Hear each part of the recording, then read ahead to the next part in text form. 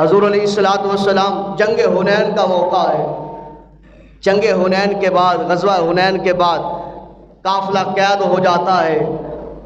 جب قافلہ قید ہو گیا، اس میں عورتیں بھی ہیں، بچے بھی ہیں، مرد بھی ہیں، بوڑھے بھی ہیں، جوان بھی ہیں، سب ہیں۔ تو ایک عورت کہتی ہے صحابہ سے، صحابہ جس محمد کے تم غلام ہو نا، میں اس محمد کی بہن ہوں۔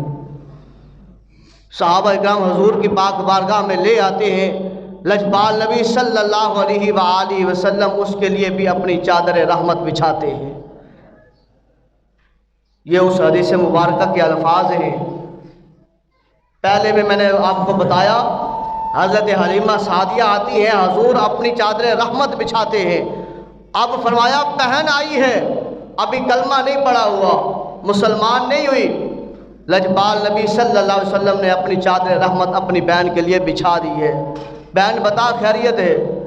عرض کی کہ اے محمد صلی اللہ علیہ وسلم، یہ میں بھی ایک تو قیدی میں ہوں، میں بھی قید میں شامل ہوں۔ اور فرمایا حضور نے ٹھیک ہے جا تجھے آزاد کیا۔ عرض کی سونیا میرا خامد بھی قید میں ہے۔ حضور نے فرمایا جا اسے بھی آزاد کیا۔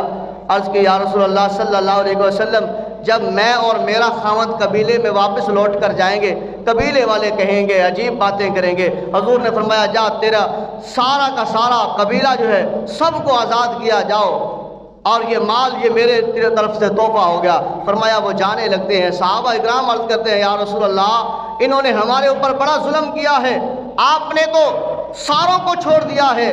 لجپال نبی نے فرمایا ہے میرے صحابہ ابھی خاموش رہو، دیکھو کہ اس میں اللہ کی حکمت کیا ہے۔ فرمایا اسی وقت یا ایک دن گزرتا ہے یا ایک پہر گزرتا ہے، وہ پورا کا پورا قبیلہ، پورا کا پورا قافلہ یا پورا کا پورا کنبہ صحابہ اکرام علیہ الصلوۃ والسلام دیکھتے ہیں، وہ لجپال نبی کے قدموں میں آ کر مسلمان ہو جاتے ہیں۔